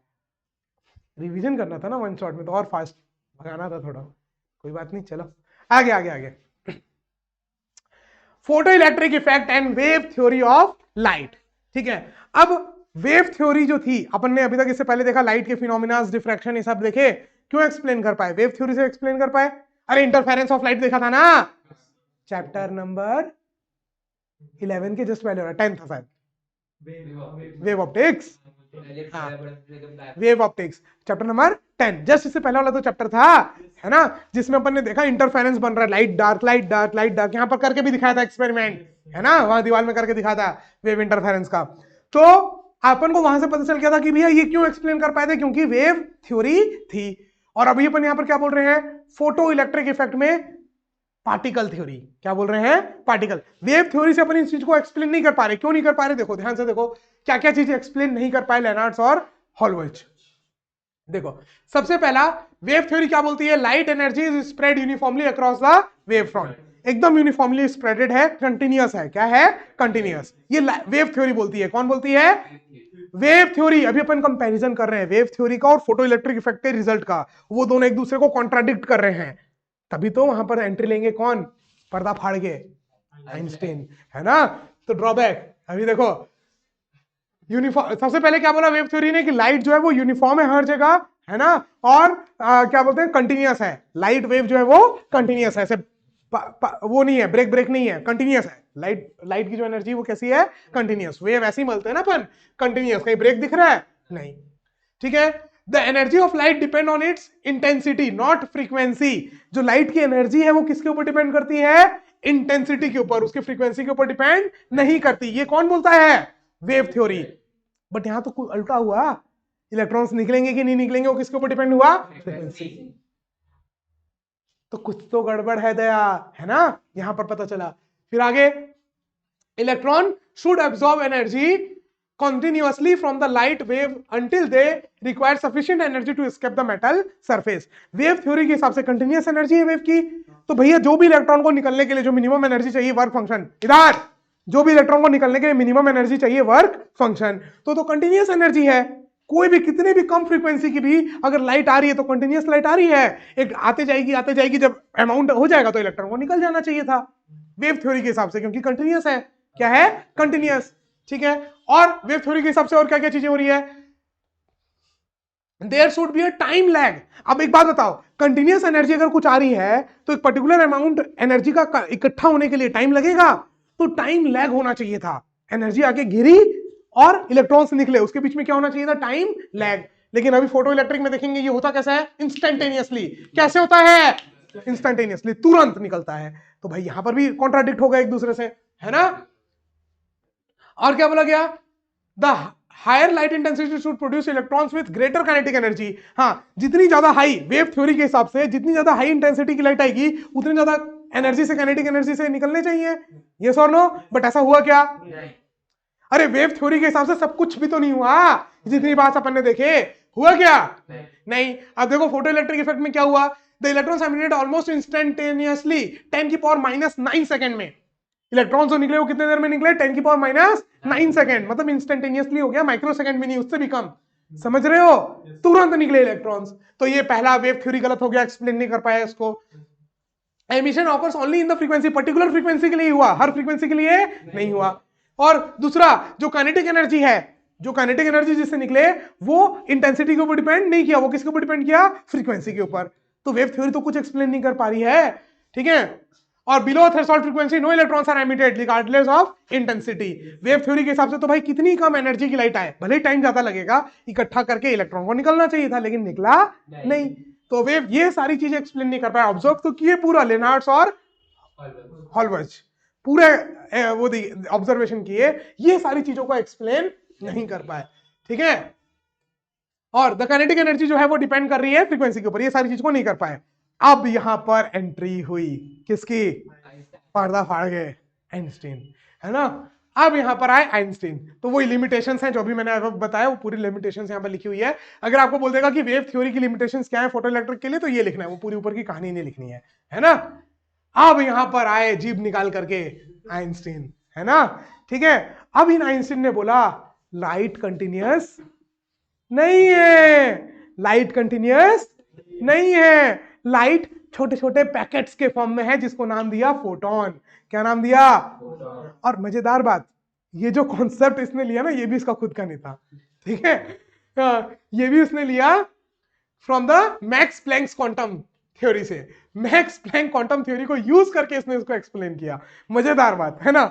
1905 में इसने क्या किया, मैक्स प्लैंक की थ्योरी थी कि भाई लाइट पैकेट्स के फॉर्म में है ना, उस कॉन्सेप्ट को यूज करके मैक्स प्लैंक्स क्वांटम थ्योरी जो थी उसको यूज करके इसने फोटो इलेक्ट्रिक इफेक्ट को एक्सप्लेन किया।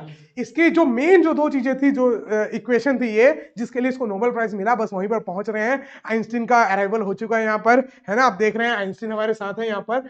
अभी इन्होंने क्या बोला अब इन्होंने क्या बोला वो अपन अभी यहाँ पर देखते हैं। इन्होंने क्या बोला कि जो लाइट है वो कंटिन्यूअस वेव नहीं है, वो पैकेट्स के फॉर्म में है। कैसे फॉर्म में है? पैकेट्स के फॉर्म में। और ये पैकेट्स की जो एनर्जी है वो डिपेंड कर रही है किसके ऊपर? फ्रीक्वेंसी के ऊपर। और एक कांस्टेंट इसने दिया, इसने नहीं दिया, कांस्टेंट ऑलरेडी था, इसने यूज किया, है ना, Planck's constant, Max Planck, Planck के नाम पे था वो, आइंस्टीन के नाम पे नहीं है, मैक्स प्लैंक कांस्टेंट, है ना। यही मैक्स प्लैंक की जो थ्योरी थी वहीं से मैक्स प्लैंक कांस्टेंट H। और इसने बोला एक फोटोन, ये जो एक पैकेट है, इसकी जो एनर्जी है वो कितनी होगी? H into F। बस यही गेम खत्म, पूरा गेम चेंज हो गया इतना सा बोलने पे। पूरा एक एक चीज एक्सप्लेन हो गई, पूरी A to Z चीज एक्सप्लेन हो गई कि भैया कंटिन्यूअस नहीं है, पैकेट्स के फॉर्म में है। किसके फॉर्म में है? पैकेट्स। और ये जो पैकेट्स की एनर्जी वो किसके ऊपर डिपेंड कर रही है? हो गई सब एक्सप्लेन। कि इलेक्ट्रॉन निकलेंगे कि नहीं वो फ्रीक्वेंसी के ऊपर क्यों डिपेंड कर रहा है, हर वेव से इलेक्ट्रॉन क्यों नहीं निकल रहा है, सब एक एक चीज से एक्सप्लेन हो गया, छोटी सी चीज से, कि भैया लाइट कंटिन्यूअस वेव नहीं है, लाइट एक पैकेट्स है, क्वांटा है। क्वांटा मतलब पैकेट, छोटे छोटे छोटे पैकेट्स हैं, पैकेट्स ऑफ एनर्जी है, जिसको अपन ने नाम दिया बाद में फोटॉन्स। क्या नाम दिया? फोटॉन्स। तो light is made up of photons. तो एक तरीके से पार्टिकल नेचर की बात करी। स्टार्टिंग में न्यूटन ने भी पार्टिकल नेचर बोला था, कॉर्पस्क्यूलर थ्योरी याद आ रहा है? नहीं पढ़े हो? हाँ, मैं बताया था लाइट वाले चैप्टर में, कॉर्पस्क्यूलर थ्योरी दिया था न्यूटन ने सबसे पहले, है ना, कि कॉर्पस्क्यूलर थ्योरी, कलर्ड पार्टिकल्स होते हैं अलग अलग, उनकी तो थ्योरी अलग ही थी। हाँ, लेकिन भाई बेसिक तो थी, भले गलत थी, लेकिन एक वहां से स्टार्ट करने को मिला था। उसने बोला अलग अलग कलर के पार्टिकल्स होते हैं, रेड, ग्रीन, व्हाइट, ब्लू, सारे अलग अलग कलर के पार्टिकल्स होते हैं, और उन पार्टिकल्स को नाम दिया था उन्होंने कॉर्पस्क्यूलर पार्टिकल, और पूरी थ्योरी का नाम था कॉर्पस्क्यूलर थ्योरी। तो वहां पर उन्होंने बोला था पार्टिकल। फिर ये ये आ गए, क्या बोलते हैं, मैक्सवेल और हाइजेनबर्ग, ये लोग ने क्या किया, एक्सपेरिमेंट किया, वो यंग्स डबल स्लिट एक्सपेरिमेंट, और उन्होंने प्रूफ कर दिया कि लाइट क्या है? वेव। लोग बोले भाई दो दो साइंटिस्ट बोल रहे हैं, तो हो सकता है न्यूटन बाबा से गलती हो गई हो। फिर आए कौन? हाँ, फिर आइंस्टीन आए। नहीं, पैकेट पार्टिकल नेचर लाइट का तो इन्होंने बताया ना, उन्होंने फोटो इलेक्ट्रिक इफेक्ट को ऑब्जर्व किया। जो इससे पहले थे हार्ट थे, लेनार्ड थे, हॉलवर्स थे, इन्होंने फोटो इलेक्ट्रिक इफेक्ट को ऑब्जर्व किया। लेकिन ये फोटो इलेक्ट्रिक इफेक्ट लाइट के पार्टिकल नेचर के कारण हो रहा है, ये कौन बोला? ये जिम निकाला हुआ आदमी है ना, ठीक है, ये आइंस्टीन ने कहा। ये बात समझ में आ रही है कि भैया लाइट जो है वो पैकेट्स के फॉर्म में है। तो लोग बोले हाँ न्यूटन ने भी बोला था लाइट पार्टिकल है, और ये भी बोल रहे हैं लाइट पार्टिकल है। तो लोग फिर क्या बोलने लगे? Light is a particle. खैर ये लड़ाई खत्म करी किसने? आने वाले हैं, यहां दिखा देता हूं फोटो, है ना। हाँ भैया बाबा आ जाओ। ये रहा, डॉगी नहीं डॉगली, हाँ de Broglie, Broglie de Broglie, है ना। ये इन्होंने लड़ाई, गाली खिलाओगे तुम लोग इस वीडियो के कमेंट में, मेरे को मालूम है तुम लोग आगे आ जाते हैं। हाँ चलो इधर देखो, इधर देखो, चलो आते हैं वापस से मुद्दे में। थोड़ा सा चैप्टर बचा है, वैसे तो बहुत बचा है ना। जल्दी से इसको कंप्लीट करते हैं। 55 मिनट का वीडियो हो गया ये। वन शॉर्ट वीडियो कितना लंबा जाएगा? चलो सीरियसली अब ना, डिस्टर्ब नहीं करोगे तुम क्लास को। हाँ आगे चलो, आगे आगे आगे आगे। अब देखो हुआ क्या। तो इसने क्या बोला? Light consist of discrete packets of energy. Discrete अलग अलग, डिस्क्रीट मतलब अलग अलग, कंटिन्यूअस नहीं है, डिस्क्रीट है। Discrete packets of energy called photons. और इनकी एक की जो एनर्जी वो कितनी होती है? h into F, h into F frequency, या फिर ऐसे अलग वाला म्यू, है ना, h इंटू म्यू। अब अपन जब भी लिखते हैं तो h इंटू एफ लिखते हैं, और जनरली बुक में जो रहता है वो h इंटू ये टेढ़ा व्यू होता है, ठीक है, म्यू होता है। तो अब लेकिन मैंने भी तुम्हारे लिए बुक टाइप की बनाई है, इसलिए मैंने भी वही लिख दिया। वैसे मेरा मन तो था एफ लिखने का, बट फिर मैं बोला तुम बुक से देखोगे, इसमें देखोगे कंफ्यूजन होगा करके मैंने वही लिख दिया, ठीक है। क्योंकि मैंने फॉलो किया है एनसीईआरटी को। एनसीईआरटी को मैंने माना है अपना भगवत गीता, और मैंने बनाई है आप लोगों के लिए ये नोट्स, है ना, ठीक है। चलो, और ये जो H प्लैंक्स कांस्टेंट है इसकी वैल्यू कितनी है? 6.626 इंटू 10 की पावर माइनस 34 जूल सेकेंड। और ये रटनी है, ये रटनी है H की वैल्यू, ठीक है। मैक्स प्लैंक्स कांस्टेंट, है ना, प्लैंक्स कांस्टेंट खाली बोलते हैं, मैक्स प्लैंक ने दी थी। तो ये प्लैंक्स कांस्टेंट की जो वैल्यू है ये आपको रटनी है, कितनी? 6.626 इंटू 10 की power minus 34 joule second, joule second. Is that clear? अगर यूनिट भूल जाओगे तो ऐसे याद रखना, E is equal to H into F है, तो फ्रीक्वेंसी मतलब क्या होता है? 1/सेकेंड, और एनर्जी मतलब जूल, तो जूल इंटू सेकेंड, एच की यूनिट, ठीक है क्या? Joule into second. Is that clear? चलो तो भैया आगे बढ़ते हैं। अब इसी से उन्होंने क्या कर दिया, पूरी एक इक्वेशन दे दी, आइंस्टीन इक्वेशन, जिसके लिए इनको मिला नोबेल प्राइज। यहां दिख रहा है, आप देखो, जो मिनिमम एनर्जी रिक्वायर्ड है, वर्क फंक्शन, जिसको क्या बोलते हैं? वर्क फंक्शन, फाई, वो कितना हो जाएगा? h इंटू मिनिमम फ्रीक्वेंसी जो रिक्वायर्ड है, f नॉट बोल देता हूं, h इंटू एफ नॉट हो जाएगा। f नॉट क्या है? मिनिमम फ्रीक्वेंसी जो रिक्वायर्ड है इलेक्ट्रॉन को जस्ट बाहर निकालने के लिए, तो वो वाली फ्रीक्वेंसी हो गई v नॉट या f नॉट, तो h इंटू एफ नॉट, ये हो गया आपका वर्क फंक्शन। अब मान लो इस फ्रीक्वेंसी से ज्यादा, अब हाँ इन्होंने एक और बात बोली कि अगर आपकी फ्रीक्वेंसी इस फ्रीक्वेंसी से ज्यादा है तो फोटो इलेक्ट्रिक इफेक्ट आपको शो होगा, नहीं तो नहीं होगा। खैर ये तो बाकी ने भी बोली थी सबने, है ना, मतलब क्वार्ट्स ने नहीं बोली थी, लेनार्ड्स और हॉलविच ने बोली थी, हाँ हर्ट्स ने, ठीक है। आगे आगे आगे, अब देखो, अब देखो, अब देखो, हाँ तो क्या बोला इसने? जो वर्क फंक्शन है वो हो जाएगा h इंटू एफ नॉट। अब अगर आपने इससे ज्यादा फ्रीक्वेंसी की एनर्जी दी, अब अगर आपने इससे ज्यादा फ्रीक्वेंसी की एनर्जी दी, ज्यादा फ्रीक्वेंसी की लाइट भेजी, तो टोटल एनर्जी कितना हो जाएगा? Total energy h into F. अब आपने टोटल एनर्जी कितनी दी? h इंटू एफ, जिसमें से इतनी एनर्जी कहां चली गई? इलेक्ट्रॉन को तोड़ने में। तो बची हुई एनर्जी कहां चल जाएगी? उनकी काइनेटिक एनर्जी में, मैक्सिमम काइनेटिक एनर्जी में। तो इक्वेशन क्या बन गई?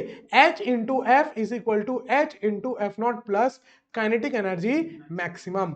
इसको ऐसे भी लिख सकते हो, टोटल एनर्जी जो आपने दी वो कहां गई? वर्क फंक्शन में प्लस काइनेटिक एनर्जी मैक्सिमम में। और यही इक्वेशन के लिए इनको मिले थे 8 करोड़ रुपए, नोबेल प्राइज। उस समय पता नहीं क्या वैल्यू होगी, डॉलर में होता है ना, मैंने अभी डॉलर के हिसाब से कन्वर्ट किया, तो अभी 8 करोड़ के आसपास आता है पैसा। अगर अभी तुम नोबेल प्राइज जीतते हो, अगर ऐसा कुछ करते हो किसी भी आर्ट फील्ड में, जो है ना, लिटरेचर, आपका फिजिक्स, केमिस्ट्री, मैथ्स, किसी में भी, तो कितना बचेगा? तो 8 करोड़ रुपए मिलेगा। हमें मिलेगा हाँ। उस टाइम पे कितना मिलेगा? उस समय डॉलर तो फिक्स्ड ही होगा, उस समय जो उसकी वैल्यू होगी अभी उसके हिसाब से। ये आप भी कुछ ट्राई ठीक है। और सबसे मजे की बात पता है, हर साल जो ये 8-8 करोड़ रुपए 10 फील्ड में मिलते हैं, 8 या 10 फील्ड में लगभग आपके 60-70 करोड़ रुपए, ये सिर्फ ब्याज है। नोबेल ने जो पैसा जमा किया था ना बैंक में, उसका सिर्फ ब्याज है। समझ रहे हो कितना पैसा उसने जमा किया होगा? वही नोबेल जिसने बम बनाया था, डायनामाइट बनाया था, है ना, लोग उसको पूरा विलन बना दिए थे न्यूज में, तो उसको आत्मग्लानि हुई, जिसके कारण उसने बोला कि चलो भाई जो पीस के लिए, अच्छे काम के लिए वर्क करेगा इंडियन फील्ड में, उनको उसके नाम का, तो नोबेल वाला नोबेल नहीं है, वो नोबेल है, वो साइंटिस्ट के नाम का नोबेल प्राइज, है ना। तो उसके बाद से मिलना चालू हुआ, अपने आप को अपनी इमेज वो करने के लिए। लोगों का काम क्या है, किसी के लिए एक गलत न्यूज आ जाए उसको विलन बना देंगे, एक अच्छी न्यूज आ जाए उसको भगवान बना देंगे, यही तो काम है लोगों का, इंक्लूडिंग ऑल अस। चलो ठीक है क्या?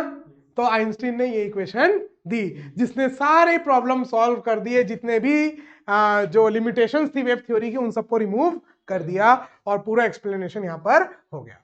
ठीक है। अब इसकी इस इक्वेशन से सारे ग्राफ भी समझ में आने लग गए। हर एक ग्राफ, जितने ग्राफ पहले निकले थे ना, उन सारे ग्राफ का पूरा जो रिजल्ट था वो इसकी इक्वेशन से दिखाई दे रहा था। ठीक है। देखो इधर मेन तो इनका दोनों का। अभी देखो काइनेटिक एनर्जी मैक्सिमम कितना हो जाएगा? काइनेटिक एनर्जी मैक्सिमम हो जाएगा total energy minus work function हो जाएगा। इधर देखो जल्दी से चैप्टर खत्म करते हैं। काइनेटिक एनर्जी मैक्सिमम कितना हो जाएगा? Total energy minus work function 5। तो अब देखो अगर ये एनर्जी 5 से कम है तो इलेक्ट्रॉन तो निकलेंगे ही नहीं, तो थोड़े दूर तक 0। ठीक है। अब उसके बाद जैसे जैसे ई बढ़ते जाएगा, 5 तो कांस्टेंट है, जैसे जैसे ई बढ़ते जाएगा वैसे वैसे काइनेटिक एनर्जी बढ़ते जाएगा। काइनेटिक एनर्जी को वाई एक्सिस में डिनोट किया है, तो इसको वाई लिख दूं, है ना, और एक्स एक्सिस में क्या है? फ्रीक्वेंसी। तो ये ई को भी मैं लिख सकता हूं h इंटू एफ, तो मैं इसको लिख दूंगा h इंटू एक्स, लिख दूंगा। एक्स एक्सिस में किसको डिनोट किए हैं? f, और ये तो कांस्टेंट है प्लस c, और इसको बोल देता हूं m या h, मान लो ये h इंटू एक्स प्लस 5 या माइनस 5। Is that clear? तो अब देखो ये y is equal to M X जैसी इक्वेशन दिख रही है, एम एक्स प्लस सी, और ये किसकी इक्वेशन है? Equation of straight line. ये किसकी इक्वेशन है? Equation of straight line. तो ये जो स्ट्रेट लाइन है इसका रीजन भी मिल गया आइंस्टीन की इक्वेशन से, y is equal to M X plus C, जहां पर स्लोप कितना आया? स्लोप आया h। मैं बोला था ना इसकी जो स्लोप है कांस्टेंट आई, हर मटेरियल के लिए h तो कांस्टेंट है, किसी भी मटेरियल के लिए ग्राफ बनाओ इसकी स्लोप कितनी होगी?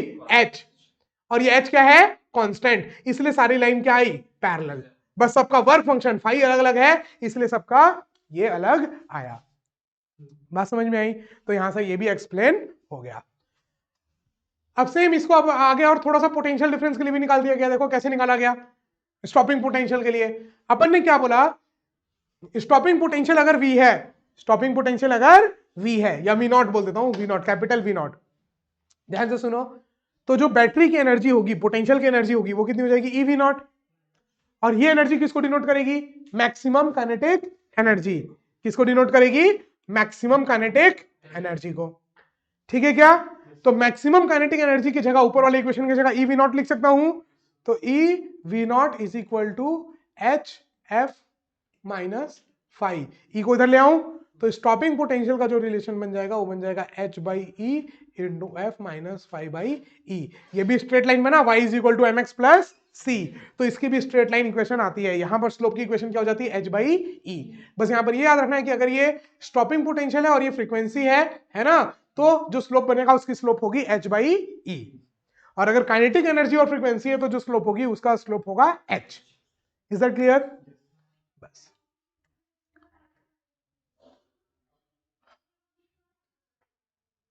चलो अब आते हैं पार्टिकल नेचर ऑफ लाइट, मतलब फोटोन। अभी जो फोटोन की बात हुई उसकी कैरेक्टरिस्टिक्स की बात कर लेते हैं फटाफट, है ना। जल्दी से देखो, जल्दी से, एक सेकंड के लिए वीडियो पॉज करते हैं। चलो तो अब फोटोन के बारे में फटाफट से कैरेक्टरिस्टिक्स देख लेते हैं जो आइंस्टीन बाबा ने दी थी, है ना। सबसे पहले कि डिस्क्रीट पैकेट्स ऑफ एनर्जी हैं, है ना, जिसको अपन ने नाम दिया फोटोन। ये आप लोगों को मालूम है, ठीक है। छोटे छोटे पार्टिकल से बना हुआ है अलग अलग, जिसको नाम दिया फोटोन। तो इट इज अ पार्टिकल। सबसे पहली बात, फोटोन इज अ पार्टिकल। दूसरी बात, टोटल एनर्जी ऑफ फोटोन जो है वो दी जाती है E is equal to H into F, ये म्यू, ऐसे बुक्स में आपको ऐसे दिया रहता है और अपन F लिखते हैं, H इंटू एफ, या फिर उसको अपन लिख सकते हैं E is equal to H C by lambda, E is equal to H C by lambda. Einstein की इक्वेशन को मिला करके ये इक्वेशन आती है। दूसरा, रेस्ट मास, रेस्ट मास कितना होता है? 0। मतलब अगर लाइट जो फोटोन है अगर वो रुके हुए हैं तो उनका मास कितना? 0। तो rest mass of photon is 0। Rest mass of photon is 0, कि अगर फोटोन रुका हुआ है, ये लाइट, अगर इसको रोक दोगे फोटोन तो उसका मास कितना हो जाएगा? 0। और अभी जब उसके पास वेलोसिटी है, लाइट के पास वेलोसिटी है 3 लाख किलोमीटर पर सेकंड, तो उसका मास 0 नहीं होता है, क्योंकि मोमेंटम लिखते हैं। मोमेंटम कब आएगा? जब मास होगा। यस और नो? तो वही फिर क्या बोला गया? Momentum of photon, momentum of photon, photon की मोमेंटम भी डिफाइन करी गई। कितनी डिफाइन करी गई? P is equal to H by lambda या HF by C, HF by C, ये डिफाइन करी गई। मोमेंटम डिफाइन करने का मतलब क्या है? कि मास है, मास है। Is that clear? हाँ, लेकिन मास, रेस्ट मास 0 है, कि अगर उस फोटोन को रोक दोगे तो उसका मास कितना हो जाएगा? 0। तो रेस्ट मास 0 है, और स्पीड तो कितनी आपको मालूम है? 3 लाख किलोमीटर पर second. Speed of her photon की स्पीड कितनी होगी? 3 लाख किलोमीटर पर सेकेंड वैक्यूम में।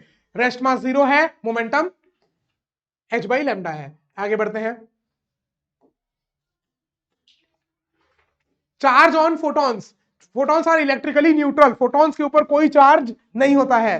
फोटोन को आप इलेक्ट्रिक फील्ड या मैग्नेटिक फील्ड से डेविएट नहीं कर सकते, कोई इफेक्ट नहीं है। इलेक्ट्रिक फील्ड और मैग्नेटिक फील्ड का कोई भी इफेक्ट नहीं है किसके ऊपर? फोटॉन्स के ऊपर, क्योंकि उनके ऊपर नेट इलेक्ट्रिकल चार्ज कितना होता है? Charge 0।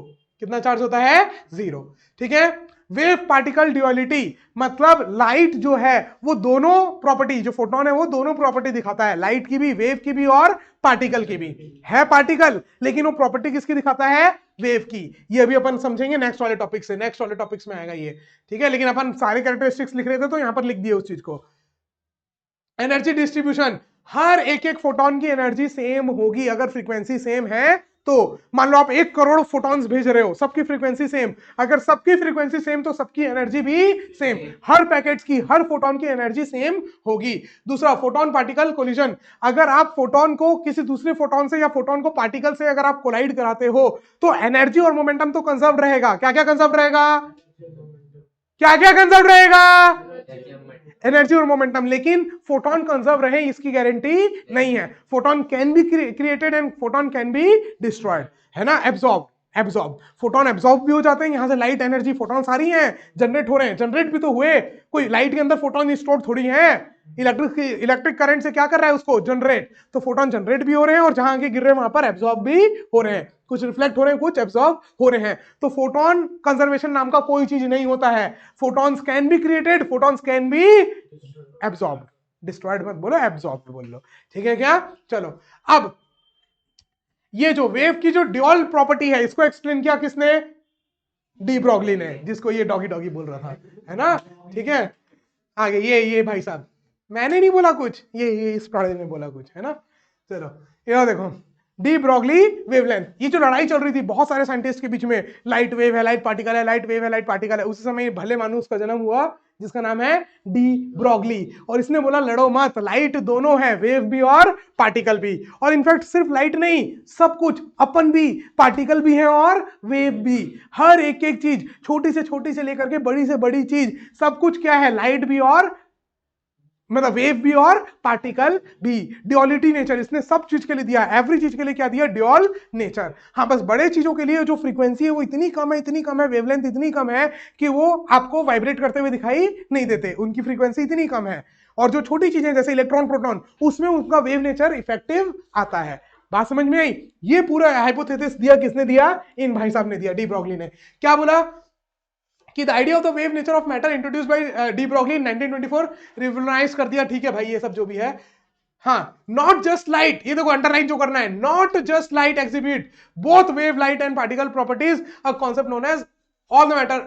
D Broglie suggested that all the matter, जितने भी मैटर है, ना कि सिर्फ लाइट, सब ड्यूअल नेचर को रखते हैं, सबका ड्यूअल नेचर होता है, वेव भी और पार्टिकल भी, और इसी को बोलते हैं वेव पार्टिकल ड्यूअलिटी। ठीक है क्या? डी ब्रॉगली ने सिर्फ लाइट के लिए, रेडिएशन के लिए नहीं, हर मैटर के लिए, जितना भी मैटर है सबकी ड्यूअल नेचर होता है, दोहरी प्रकृति होती है, सब के सब, ड्यूअल नेचर मतलब दोहरी प्रकृति, ठीक है। सबकी ड्यूअल नेचर होता है, मतलब सबके सब पार्टिकल भी हैं और सबके सब वेव भी हैं, ठीक है। और अब कैसे बोला उसने, देखो जब उसने h/p बोला तो h/p, तो फोटोन के लिए अपन ने एनर्जी डिफाइन करी थी, तो फोटोन भी बोल दिया और उनका क्या बोल दिया, वेवलेंथ। वेवलेंथ किसके लिए होता है, वेव।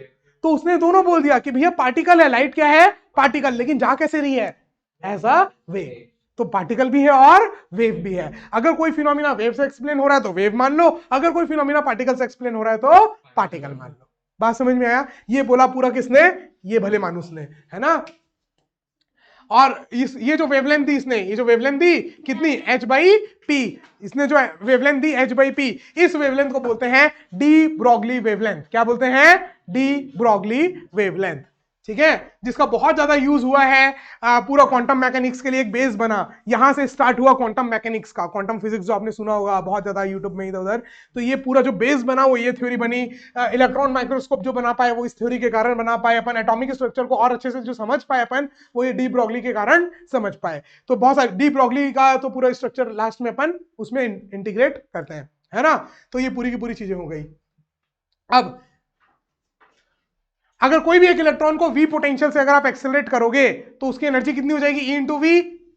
अगर कोई भी इलेक्ट्रॉन है E, उसको कितने पोटेंशियल से आपने एक्सेलरेट किया, v, तो उसकी एनर्जी कितनी हो जाएगी, E इंटू वी। और ये एनर्जी किस फॉर्म में होगी, काइनेटिक एनर्जी के फॉर्म में। किस फॉर्म में होगी, तो is equal to half M V square. तो यहां पर अपन ने v की वैल्यू निकाली और मतलब m इंटू वी की वैल्यू निकाली। कैसे निकाली, एक m से मल्टीप्लाई कर दिया, ऊपर भी एक नीचे भी, तो ये 2m उधर चला गया। तो ये p momentum, m into V momentum होता है, ये तो सबको मालूम होगा। m इंटू वी क्या होता है, मोमेंटम। तो p स्क्वायर की वैल्यू आ गई, 2m को उधर भेज दूंगा तो 2m ev, तो p की वैल्यू आ जाएगी अंडर रूट 2m ev आ गई। और ये उसने यहां पर p की जगह में पुट कर दिया। हाँ, एक बात और बता दूं, लेटेस्ट एनसीईआरटी, ये पोलियो वाली एनसीईआरटी जो है इस साल की, इसमें से ये फॉर्मूला डिलीट हो गया है, लेकिन लास्ट ईयर वाली में ये फॉर्मूला था। Is that clear.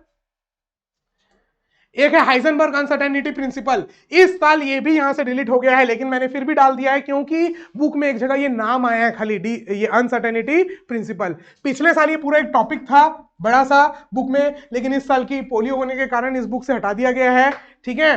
तो ये topic Heisenberg uncertainty principle simple सा क्या बात करता है ये बता देता हूं। हाइजेनबर्ग का अनसर्टेनिटी प्रिंसिपल क्या बोलता है, किसी भी चीज की, किसी भी पार्टिकल की, सब एटॉमिकल पार्टिकल्स की एग्जैक्ट पोजीशन या एग्जैक्ट स्पीड निकालना पॉसिबल नहीं है। अगर आप एग्जैक्ट स्पीड निकालने जाओगे तो पोजीशन आप नहीं निकाल पाओगे, एग्जैक्ट पोजीशन निकालना जाओगे तो स्पीड नहीं निकाल पाओगे। हमेशा अनसर्टेनिटी रहेगी, आप हर चीज एग्जैक्टली नहीं बोल सकते। और ये केमिस्ट्री में ज्यादा अच्छे से पढ़ाया जाता है इसको, हाइजेनबर्ग अनसर्टेनिटी प्रिंसिपल को। तो यहां पर आपके एनसीईआरटी से हटा दिया गया, इसलिए मैंने ज्यादा कुछ नहीं डाला, इसलिए बस ये बता दे रहा हूं कि होता क्या है। और बहुत ही इजी लैंग्वेज में ये पूरे के पूरे नोट्स यहां पर मैंने आपको दे दिए हैं। आप इसको YouTube में नीचे डिस्क्रिप्शन में आपको सबसे पहले मिल जाएगा, वहां से आप डाउनलोड कर सकते हैं। दूसरी बात, पूरे क्लास 12 के जितने भी चैप्टर्स हैं उनका आपको वन शॉट वीडियो, इसी तरीके का वन शॉट वीडियो मिल जाएगा, जिसकी प्लेलिस्ट सबसे टॉप में आपको डिस्क्रिप्शन पर मिल जाएगी, ठीक है। इसी के साथ अपन इस चैप्टर को एंड करते हैं, चैप्टर नंबर 11। फिर मिलेंगे आपसे अगली क्लास में, तब तक के लिए हंसते रहिए, मुस्कुराते रहिए, देखते रहिए एडुमेंशन की क्लासेस। जय हिंद, बाय बाय, टेक केयर।